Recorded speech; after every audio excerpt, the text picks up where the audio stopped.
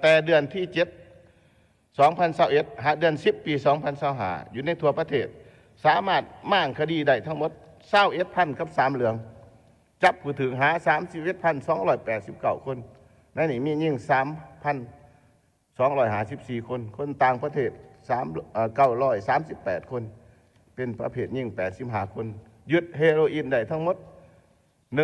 1,852 กิโลกรัมหรือว่า1ต้นกับ852 กิโลกรัมยาบ้า69 ต้นกับ261 กิโลกรัมยาฟิน574 กิโลกรัมยาไอ17 ต้นกับ386 กิโลกรัมกันซา27 ต้น626 กิโลกรัมเคตามิน7 ต้น972 กิโลกรัมโคเคน4 กิโลกรัมยาอี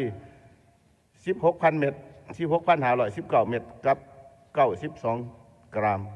แป้งฝุ่นผสมยาเสพติด103 ต้นกับ348 กิโลคาเฟอีน168 กรัมน้ำยาสารเคมี10 กิโลกรัมบวกกับ101 ฟุยกับ905 กระตุกน้ำกรด9,400 ลิตรพาหนะรถใหญ่649 คันรถจักร 3,377 คันและเรืออีก5 ลำ2ด่านการสำรวจพืชที่เป็นสารเสพติดและโครงการพัฒนาทางเลือกทดแทนการปลูกฝิ่นที่มีสารเสพติดได้ลงสำรวจเนื้อที่ลักลอบปลูกฝิ่นในปี 2021 หาปี 2025อยู่เก้าแข้งภาคเหนือกวดพบเนื้อที่ลักลอบปลูกฝิ่น 5,656 เฮกตาร์ทำลายได้ 2,029 เฮกตาร์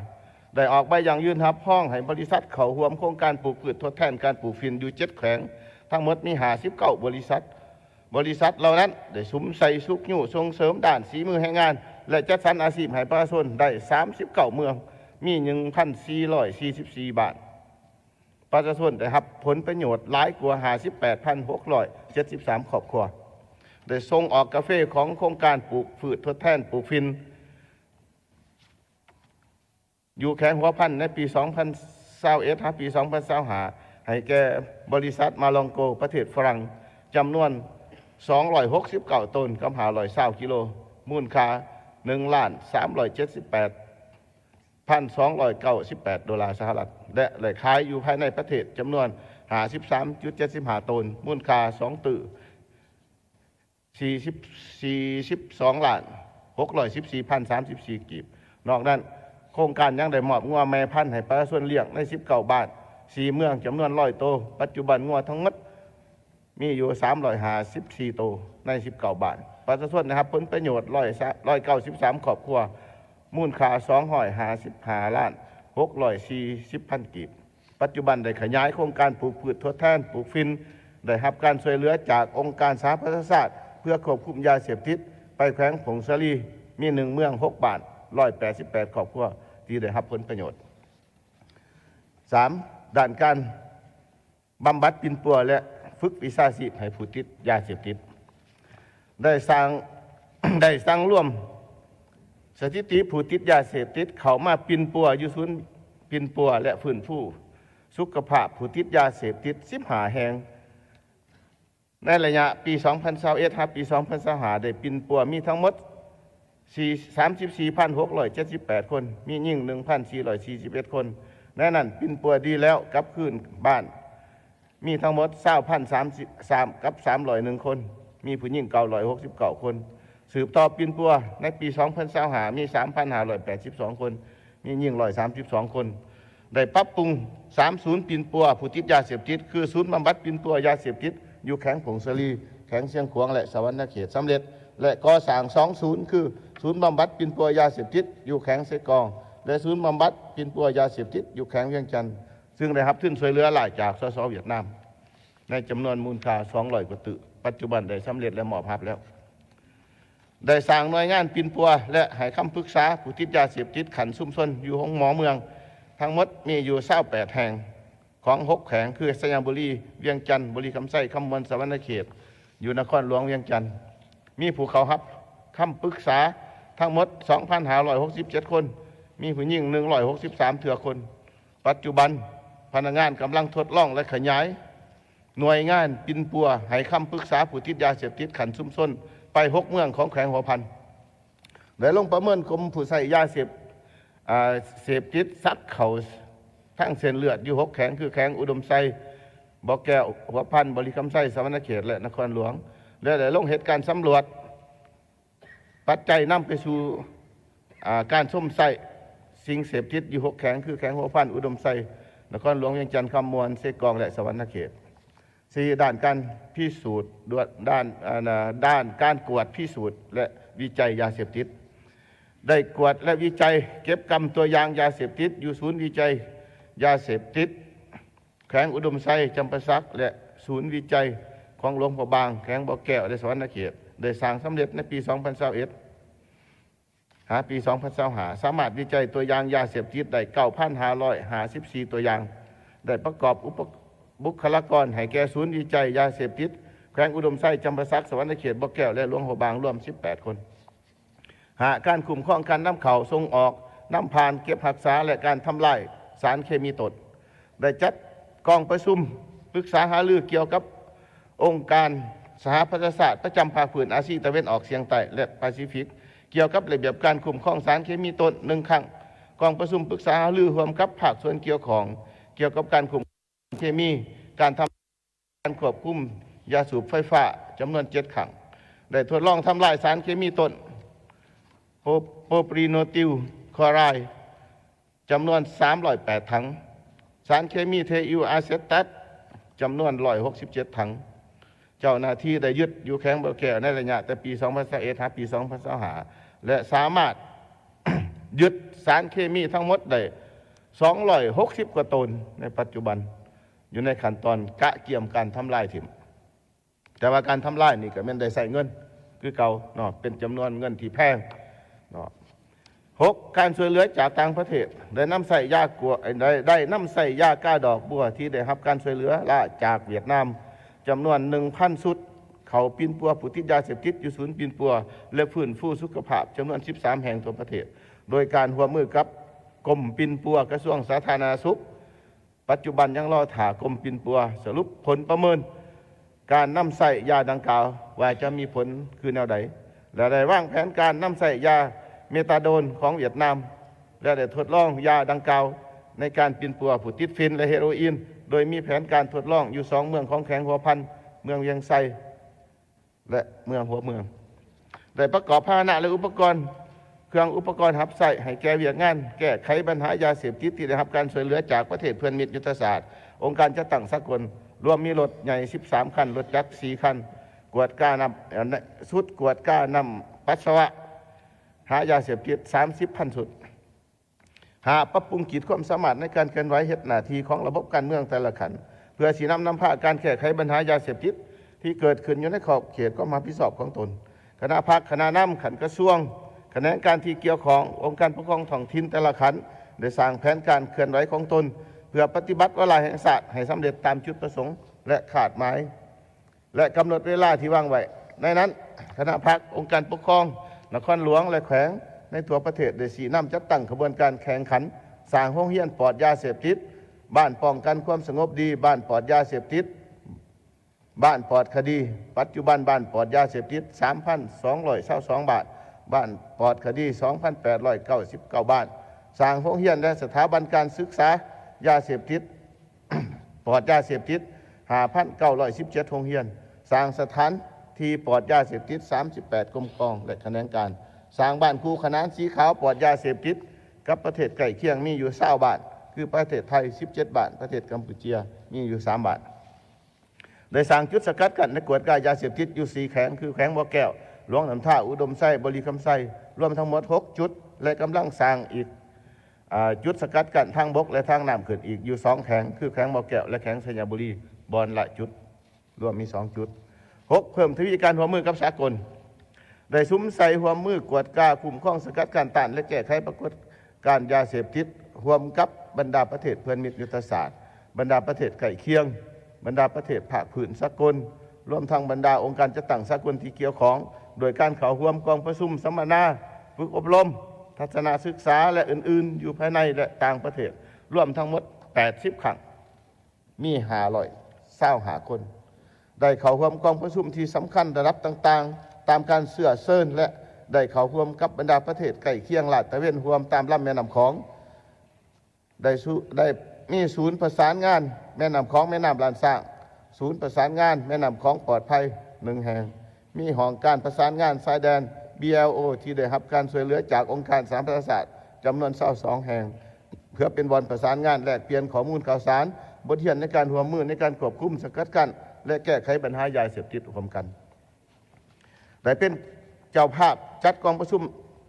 รัฐมนตรีอาเซียนกองประชุมหัวหน้าตำรวจอาเซียนกองประชุม2 ฝ่ายลาวเวียดนาม2 ฝ่ายลาวจีน2 ฝ่ายลาวไทยรัฐมนตรีระดับรัฐมนตรี5 ครั้งเขาร่วมกองประชุมรัฐมนตรีบรรดาประเทศที่ลงนามในบทบันทึกเขาร่วมเข้าใจด้วยการร่วมมือในการควบคุมยาเสพติดในอนุภาคพื้นแม่น้ำของ6 ประเทศในปี1993 ครั้งที่ 14 ที่ประเทศจีนกองประชุม2 ฝ่ายลาวจีนระดับเจ้าหน้าที่อาวุโสโดยการเข้าร่วมมือควบคุมยาเสพติดครั้งที่ 18 ที่สปป.จีนกองประชุมสมัยที่ 66 ของคณะกรรมการควบคุมยาเสพติดสากลที่ประเทศโอตริสกองประชุมเจ้าหน้าที่อาวุโสอาเซียนว่าด้วยปัญหายาเสพติดครั้งที่ 43 ที่ประเทศมาเลเซียและเข้าร่วมกองประชุมอื่นๆอีกจำนวนหลายครั้งขอทั้งด่านโครงข่าง1คณะพัฒน์คณะนำกระทรวงองค์การขันศูนย์กลางองค์การปกครองท้องถิ่นจำนวน1ยังบ่ท่านได้ยกสูงความรับผิดชอบบ่ท่านได้ยกสูงความเอาใจใส่ในการสีนำพาในการจัดตั้งปฏิบัติเวลาแห่งชาติหลายภาคส่วนยังเข้าใจว่าแม้นภาระหน้าที่ของกำลังป้องกันความสงบผู้เป็นผู้เหตุเท่านั้นเป็นต้นแม่นเอาเนื้อในจิตใจเวลาแห่งชาติไปเผยแผ่อยู่แขนงการอยู่ท้องถิ่นของตนยังบ่ทันทั่วถึงโดยเฉพาะแม่นอยู่ห่างไกลอยู่เขตชนเผ่าและทุรกันดาร2กฎหมายและนิติกรรมถึงว่าได้รับการปรับปรุงแก้ไขแต่การโฆษณาเผยแผ่ยังบ่ทันกว้างขวางเลิกซึ้งสติต่อระเบียบกฎหมายและนิติกรรมก็ยังบ่ทันเข้มงวดบรรดานิติกรรมรับใส่อย่างงานโฆษณาศึกษาอบรมซึ่งเป็นเวียกบุริมสิทธิ์ในเวลาแห่งชาติว่าโดยการแก้ไขปัญหายาเสพติดก็ยังบ่ทันละเอียดครบถ้วนเท่าที่ควร3ความรู้ความสามารถของเจ้าหน้าที่ที่เกี่ยวข้องในการจัดตั้งปฏิบัติเวลาแห่งชาติยังจำกัดจำนวนหนึ่งแม้นยังถือเบายังขาดความเอาใจใส่ขาดการฝึกอบรมบ่ทันรับประกันขาดหมายความเป็นมืออาชีพการแก้ไขเป้าหมายสวยใหญ่แม้นได้แต่เป้าหมายขนส่งสื่อขายรายย่อยรายกลางบ่ทันแก้ได้หัวโปรตัวการเจ้าหน้าที่จำนวนหนึ่งก็สวยใส่หน้าที่เคลื่อนไหวหาผลประโยชน์ส่วนตัวจำนวนหนึ่งก็ละเมิดกฎหมายที่ได้กำหนดออก4ขอดประสานงานระหว่างกระทรวงกับกระทรวงกับแขนงการที่เกี่ยวของอยู่ทั้งขันศูนย์กลางและท้องถิ่นเห็นว่าบ่ทันกลมเกี่ยวยังขาดความคล่องตัวย้อนแต่ละภาคส่วนยังบ่ทันแต่งตั้งผู้ประสานงานที่จะแจ้งเถื่อด้านการโฆษณาการประสานสมทบอย่างงานโฆษณาระหว่างกระทรวงและองค์การจะตั้งมาส่วนรวมทั้งท้องถิ่นทั่วประเทศเห็นว่ายังบ่ทันกลมเกี่ยวยังเฮ็ดพอไผพอเล่าจำนวนหนึ่งลงโฆษณาแล้วแต่ก็ยังบ่ทันได้รายงานผลของการจะตั้งเคลื่อนไหวของให้บ่ทันได้รายงานให้รัฐบาล2อุปกรณ์เทคนิครับใส่อย่างงานวีซ่าเฉพาะโฆษณา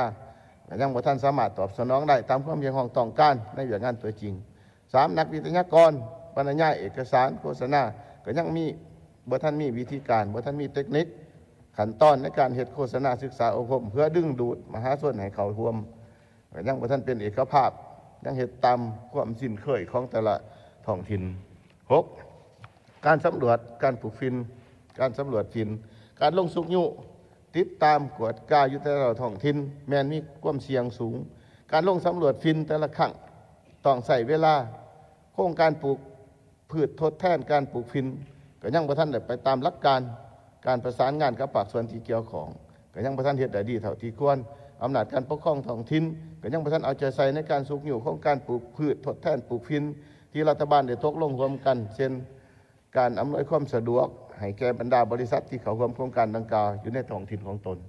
7ศูนย์บำบัดปิ่นปัวยาเสพติดศูนย์บำบัดบางบอนก็ยังอยู่ในสภาพแออัดระบบของศูนย์บำบัดก็ยังบ่ทันถูกตามระเบียบหลักการหลายแห่งบ่ทันมีห้องกวดบ่มีห้องติดตามสุขภาพแล้วก็บุคลากรแพทย์ตู้ยาปิ่นปัวก็ยังขาดเขินครอบครัวผู้ปกครอง ผู้ที่ถือยาเสพติดก็บ่สามารถที่จะประกอบส่วนเป็นเงินเป็นคำเพื่อเป็นอัตรากินให้แก่ลูกหลานของตัวเองหรือว่าคาปินปัวพญาติให้แก่ลูกหลานของตัวเองที่เขามาปินปัวนั้นส่วนหลายแม่นมอบพระละดังกล่าวให้เจ้าหน้าที่เฮ็ดให้มีความเอิ้นว่าเจ้าหน้าที่เฮาก็สุดที่มีความยุ่งยากในการกินอยู่บำบัดปินปัวและฝึกวิชาชีพ8ด้านพัวพันกับต่างประเทศขั้นตอนในการเข้าร่วมกองประชุมฝึกอบรมแม้นมีหลายขั้นตอนมีลักษณะซักซ่าเฮ็ดในการเข้าร่วมบางบอนของกองประชุมแม้นกายกำหนดเวลางบประมาณในการนำใส่เขาในเวียงานพัวพันกับต่างประเทศก็มีจำกัดบุคลากรความรู้ภาษาต่างประเทศก็จำกัดการอย่างแยงเอาการช่วยเหลือจากต่างประเทศก็ยังมีหน่อยเฮ็ดให้บ่เพียงพอกับความเพียงของต้องการของหน้าที่เวียงานวีซ่าเฉพาะก็เวียงานสืบข่าวกำแหนนสภาพการเก็บกำเป้าหมายค้าขายยาเสพติดเป็นต้นเป็นเป้าหมายที่เป็นหัวโปรโตการยังเฮ็ดบ่ทันได้ดีการกำจุดพิเศษพื้นที่เก็บเมียดยาเสพติดของพวกเป้าหมายก็ยังกำบ่ทันละเอียดชัดเจน10การพัวพันหัวมือกับต่างประเทศโดยเฉพาะกับประเทศใกล้เคียงในการสกัดกั้นต้านยาเสพติดยังเฮ็ดบ่ทันได้ดีเอาที่ควรเนื่องจากว่าประเทศที่ผลิตยาเสพติดดังกล่าวนี่เขาเจ้าบ่มีรัฐบาลและบ่มีขอดประสานกันได้แล้วก็ไปพัวพันรวมกันบ่ได้หรือว่าหาวิธี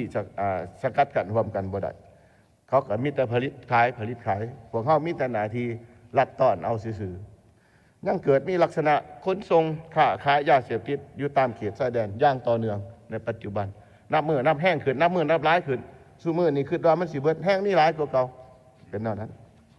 11ความจำเป็นของการความเป็นเจ้าการของคณะการท้องถิ่นและภาคส่วนที่เกี่ยวข้องในการสร้างบ้านสร้างโรงเรียนสร้างสถานที่ปลอดยาเสพติดเพื่อให้บรรลุตามขาดหมายยังบ่ทันเฮ็ดได้ดีข้อสาเหตุที่พาให้มีข้อคงค้าง1การกวด การเนื้อที่ลักลอบปลูกพืชที่มีสารเสพติดและทำลายโดยน้อยเจ้าหน้าที่บ้างท้องถิ่นยังขาดความเป็นเจ้าการดำเนินมาตรการด้านกฎหมายก็ยังบ่ทันเด็ดขาดการลงทำลายฟินแต่ละครั้งใส่จำนวนพ่นหลายใส่เวลาดนแต่พาหนะเครื่องมือหับใส่และงบประมาณบ่สามารถตอบสนองกับหน้าเวียกตัวจริงบ่ทันกับฤดูของการปลูกฟินและการปลูกฟินส่วนหลายเนี่ยมันอยู่ทั้งผู้อยู่ทั้งผาหางไกลศอกหลีกย่างมือ1 2 มือก็ไปฮอดแต่ที่มันพ่นฮอกก็น้อยไปก็บ่ถึงเป็นอันนั้นและปัจจุบันการลักลอบการปลูกฟินนี่ส่วนหลายนี่มันวานแกนบ่พร้อมกันอยู่สถานที่บนเดียวนี่วาน3-4 เทื่อนี่มันใหญ่ถ้าเฮาทำลายแล้วมันยังมีเม็ดใหม่เกิดขึ้นมาอีกเฮาก็ไปอีกบ่ทำลายบ่ทันก็ถือว่าเขาก็มีผลประโยชน์ของการปลูกนั้นมีขึ้นมาอีกอยู่บนเดียวนี่คือว่าใส่แกนวานหลายเทื่อเฮ็ดให้ต้นฟินออกดอกและออกหมากบ่พร้อมกันเพื่อหลีกเลี่ยงการกวดขันและทำลายของเจ้าหน้าที่2โครงการปลูกพืชทดแทนฟินการจัดสรรอาชีพทดแทนการปลูกฟินส่วนหลายแม้นอาศัยตั้งแต่การญาติแย่งการช่วยเหลือจากต่างประเทศจึงเฮ็ดให้บ่มีทุนเพียงพอบ่สามารถเข้าไปถึงหมดทุกบ้านที่เคยปลูกฟินเขตบ้านที่มีหลักการปลูกฟินปัจจุบันส่วนหลายมันเขตห่างไกลศอกหลีกพื้นที่ห่างไกล 95% เป็นผู้ดอยเส้นทางคมนาคมเกือบว่าบ่มีบ่สะดวกเขตบนดังกล่าวนั้นขาดแรงน้ำระดับการศึกษาความรู้ของประชาชนอยู่บ่หันก็ยังต่ำเงื่อนไขของการพัฒนาก็มีความยุ่งยากและปฏิบัติยากประชาชนส่วนหลายยังขาดความเป็นเจ้าการยังยึดถือประเพณีดังเดิมใส่ชีวิตติดพันกับธรรมศาสตร์แบบตามมีตามเกิดยังบ่วางแผนบ่เข้าใจเทคนิคการพัฒนาในระยะใหม่อันนี้ก็ต้องมีหลายภาคส่วนเข้าร่วมในการนำพาเขาเจ้าเพื่อทำมาหากินให้มีอาชีพคงที่3การกลุ่มครองสารเคมีเป็นเวียกยุ่งยากซับซ้อนเนื่องจากว่าติดพันกับหลายภาคส่วนในการกลุ่มครองการอนุมัติแผนนำเข้าส่งออกหรือผ่านมานี่ได้นำใส่เขาในหลายเวียกของเขตจำนวนสารดังกล่าวนี่เขตสาธารณสุขก็เอามาใส่ได้ก็สั่งเขามาได้เขตพลังงานก็เอาเขามาใส่ได้เขตอุตสาหกรรมและเขตอื่นก็เอาเขามาใส่ได้แต่ว่าใส่แล้วผัดบ่คุ้มครองมันกลายไปเป็นยาเสพติดมันเป็นเท่านั้นจังสันภายหลังปฏิบัติวาระแห่งศาสตร์เห็นว่าการยึดสารเคมีสามารถไปผลิตเป็นยาเสพติดแม้นมีหลายที่สุดโดยเฉพาะเป็นการยึดได้อยู่ในเขตชายแดนที่ติดกับพื้นที่อยู่ทางภาคเหนือสามเหลี่ยมคำสาเหตุยึดแต่หลายย้อนกระทรวงป้องกันความสงบเดือดแต่งตั้งคณะพิสอบควบคุมการนำเข้าและส่งออกหรือว่าขนส่งผ่านประเทศของพวกเขา แต่มีหลายภาคส่วนเข้าร่วมในคณะพวกเขาได้แต่งตั้งเฮ็ดให้มีข้อสะดวกในการประสานสมทบและมีการร่วมมือกันที่มีความสามารถยึดได้หลายสองมานี่ได้ประสานปรึกษาหารือเกี่ยวกับการแก้ไขและการทำลายสารเคมีนี่ได้ร่วมกับภาคส่วนหลายภาคส่วนที่เกี่ยวของหลายครั้งแต่ว่าหน้ามาถึงปัจจุบันนี่ก็ยังทำลายยังบ่ทันได้โดยยังให้เขาเจ้าเอาไปเฮ็ดแนวอื่นผลิตเป็นยาเป็นยาไปใส่อยู่บนโรงจักรโรงงานแนวอื่นเขาเจ้าก็บ่เอาไปเขาเจ้าก็ว่าใส่บ่ได้มันเป็นนั่นน่ะและพวกเขาเองสิทำลายอยู่กับที่ก็ว่าย่านมีสภาพแวดล้อมย่านผลเสียหายต้องได้จ้างขนส่งจากวันอื่นมาทำลายอยู่ยังจันทน์เทื่อหนึ่งประมาณ 3-4 ตึกกีบแทนที่ยึดได้สิได้เงินก็แทงเสียเงินเติมอีกอันนี้นะเป็นแนวนั้นสำหรับยาเสพติดนี่มันหลายต้น260ต้นในปัจจุบันมีบางบอนเนี่ยก็ยังออกควันอยู่สารดังกล่าวน่ะบางบอนเนี่ยเขาใกล้ก็ไม่ได้เป็นแนวนั้นอันนี้ได้ยังให้ฟังทางบรรดาทานครับผู้เข้าใจนำบัดนี้การสนับสนุนช่วยเหลือแลกเปลี่ยนข้อมูลข่าวสารจากต่างประเทศเพื่อนมิตรและองค์การจัดตั้งสากลต่างๆต่อแนวโน้มสารเคมีที่ถือลักลอบผ่านล่าวแมนเพิ่มขึ้นในแต่ละปี 4. การบำบัดปิ่นปัวผู้ติดยาเสพติดระบบการปิ่นปัวอยู่ศูนย์ยาบำบัดปิ่นปัวบำบัดและฟื้นฟูสุขภาพยาเสพติดในขอบเขตทั่วประเทศยังบ่ทันเป็นเอกภาพยังบ่ต่อเนื่องยังบ่ทันมีการติดตามภายหลังออกจากศูนย์ปิ่นปัวแล้ว2มานี่พนักงานแพทย์หมอกลับคืนไปประจำอยู่กระทรวงสาธารณสุขเฮ็ดให้พวกเขาขาดพนักงานแพทย์ที่สำนีสำนานด้านวิชาเฉพาะเกี่ยวกับการปิ่นปัวให้คำปรึกษาแก่ผู้ติดยาเสพติดยังมีจำนวนจำกัดเครื่องมืออุปกรณ์ที่จำเป็นสำหรับการปิ่นปัวก็ยังบ่ทันเพียงพอบางศูนย์ปิ่นปัวแม้นบ่มีเครื่องมือและยาสำหรับการปิ่นปัวเอามาค้างไว้เพื่อให้บ่ให้เรากินซื่อๆเนาะบทเรียนที่ถอดถอนได้การกวดกาควบคุมสกัดกั้นต้านยาเสพติดต้องอยู่ภายใต้การสีนำผ้าของพรรคของรัฐแต่ละขันโดยแม่นรัฐบาลเป็นเจ้าการในการแก้ไขพร้อมนั้นก็ต้องมีส่วนร่วมของทุกภาคส่วนโดยเริ่มจากสถาบันครอบครัวจากสถาบันการศึกษาจากองค์การจัดตั้ง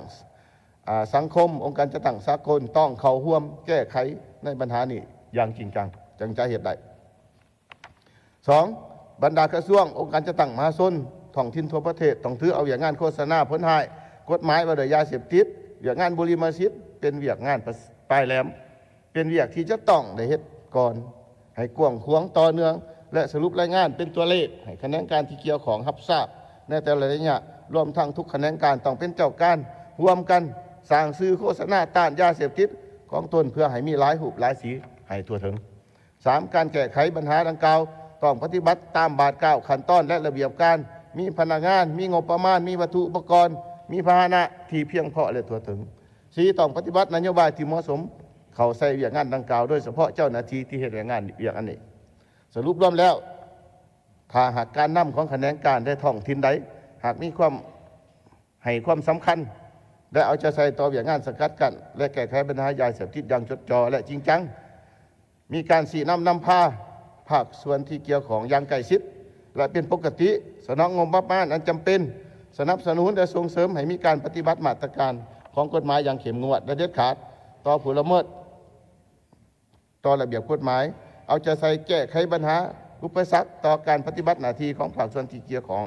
ให้ท่านกับสภาพอยู่บนหันปัญหายาเสพติดก็สามารถสกัดกั้นและคุ้มครองได้ในระดับอันที่แน่นอนขอจอบางอย่างที่ซุ้มใส่จะปฏิบัติในท้ายปี2025และในปี2026-27ต่อไปอันนี้ก็ขอนำผู้แทนเลยว่าพวกเขาจะขออนุญาตสืบต่อเฮ็ดไปต่ออีกแต่สิเอิ้นว่าลายแห่งศาสตร์บ่หรือสิเอิ้นแนวใดก็จังว่ากันตามหลังเพราะว่าคันว่าลายแห่งศาสตร์มันผันมีเวลาจำกัดดังนั้นเขาสิขอสืบต่อเฮ็ดอันนี้ก็ได้ผ่านกรมการเมือง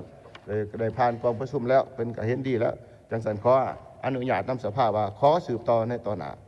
ดังนั้นพวกเขาจะกล้าเกี่ยมจัดตั้งกองประชุมสรุปผลของการจัดตั้งว่าด้วยการแก้ไขปัญหายาเสพติดปี2024-2025และสรุปเบิดปี2025จะกล้าเกี่ยมสรุปผลของการจัดตั้งปฏิบัติวาระแห่งชาติเนาะและในต้นปี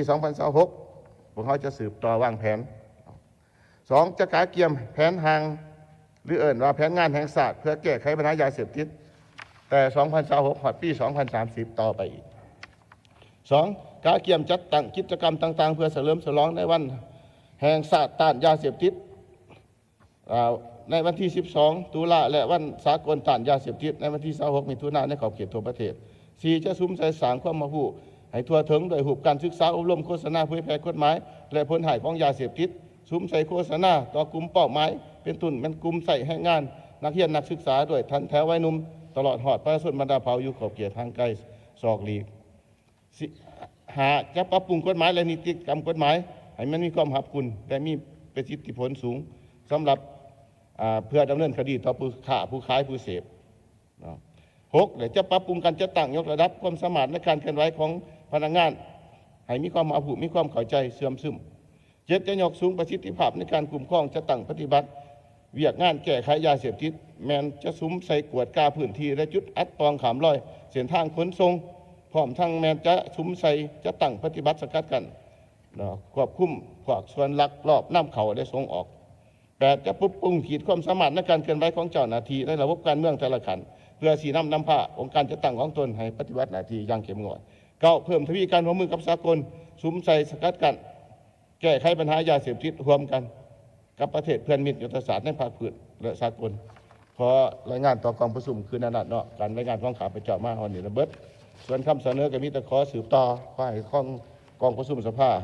จงให้คำคิดความเห็นและขอคิดสีน้ำจากกองประชุมของสภาแล้วก็มีทั้งสอบทานสนใจในใดข้าพเจ้าพร้อมได้ที่จะให้คำกระจ่างแจ้งเนาะขอขอบใจ